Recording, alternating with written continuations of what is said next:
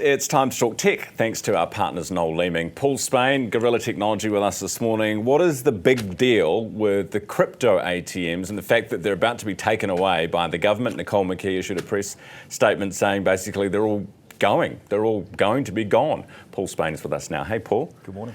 So what are they, I mean, there's concerns that people use these for money laundering, for a whole bunch of illegal stuff. Do other people use them? Are they well used in New Zealand?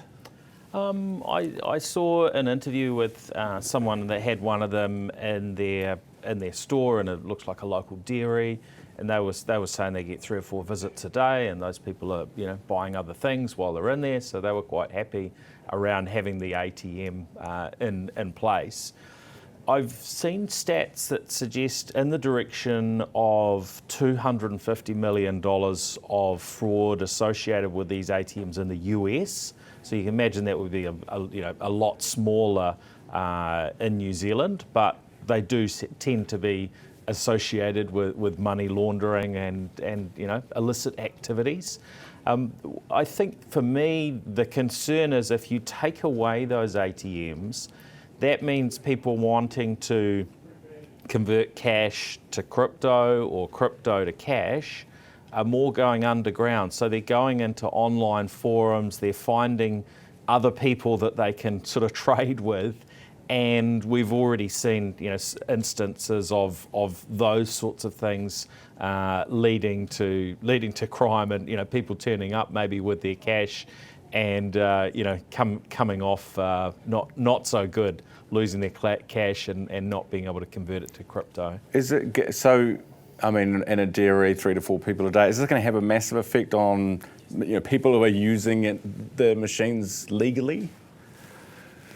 Well, it pushes them to those circumstances where it's maybe a little bit of a less trustworthy transaction. So, it maybe feels a little bit more like a backstreet drug deal or something. You've got to find somebody online who's going to help you transact. So that's a little bit of a challenge. And the other side is, the companies like CoinFlip who have invested in these machines, installed them around the country, so they will have spent millions of dollars to roll these machines out. Is the government going to have to compensate them if those machines are shut down, because it was quite legitimate and legal what they did to have those machines installed in the first place? Yeah, well, actually, Thomas Coughlan has a story in the Herald this morning about this, and he says that reporting that this might be the early influence of the Regulatory Standards Bill, where government has a law in place, business enters market, perfectly legal, company not doing anything bad, might be used for some nefarious purposes, but then government changes law, business put out of shut up shop. Is compensation required? It doesn't seem fair to them, does it? Well, I guess it depends how quickly they do it. Because they've made the announcement, but we don't know when it's going to be enacted. So if it takes 12 months, 24 months to enact, then the impact is probably a lot smaller. But if it were to happen tomorrow, and maybe I don't know exactly when each machine's been installed, but this is a reasonably recent sort of phenomenon, then it probably would be appropriate to offer some compensation.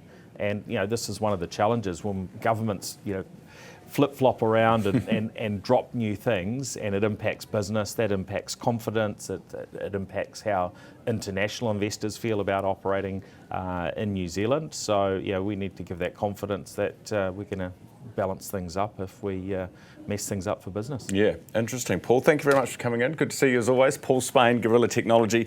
Thanks to our partners Noel Leeming this morning. It is 2 minutes away from 8 o'clock now.